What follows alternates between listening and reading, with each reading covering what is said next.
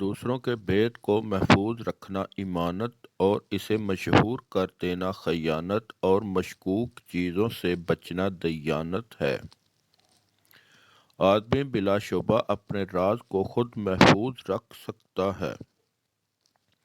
اگر تو اپنے راز کو پوشیدہ رکھے تو وہ تیری خوشی کا باعث ہے، اور اگر اسے ظاہر کر دے تو وہ تیری ہلاکت کا موجب ہے۔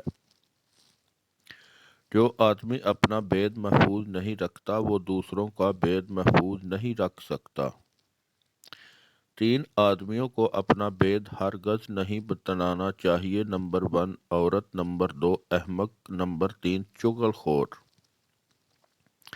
اپنا بید آپ خود محفوظ رکھ کسی عقل مند کو مت بتلا کہ شاید وہ بھی پھسل جائے، اور نہ کسی جاہل کو اس سے آگاہ کر کے وہ اس کو میں خیانت کرے گا۔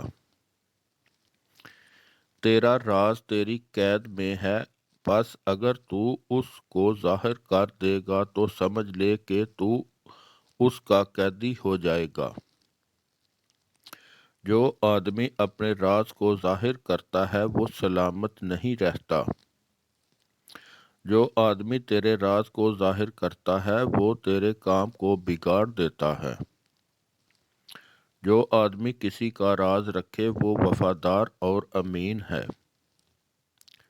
اپنی بیوی اور غلام کو اپنے راز پر واقف نہ کر، ورنہ وہ تجھے اپنا غلام بنا لیں گے، اور شہوت پرستی اور غضب میں حد سے تجاوز نہ کر، ورنہ یہ دونوں تجھے معیوب بنا دیں گے۔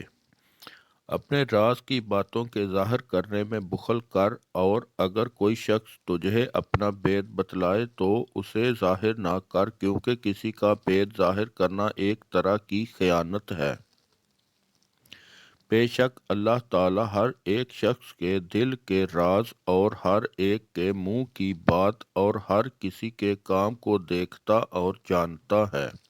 اگر آدمی کی عقل ٹھیک ہو تو وہ اپنے راز کی بات ایسے لوگوں سے محفوظ رکھتا ہے جو دوسروں کے راز اس پر ظاہر کرتے ہیں اور اپنے راز کی بات کسی کو نہیں بتاتے۔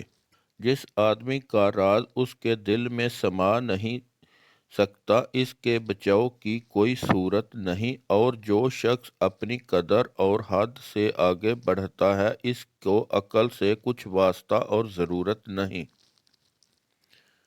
اپنے دشمن کو اپنا راز نہ بتلا، اور دوست کو ملامت نہ کر، اگرچہ وہ جھوٹا عذر پیش کرے تو اسے قبول کرے، اور باوجود کہ تجھے جواب معلوم ہو اور اس میں تیرا فائدہ بھی ہو، مگر اسے کی بات کی تردید نہ کر۔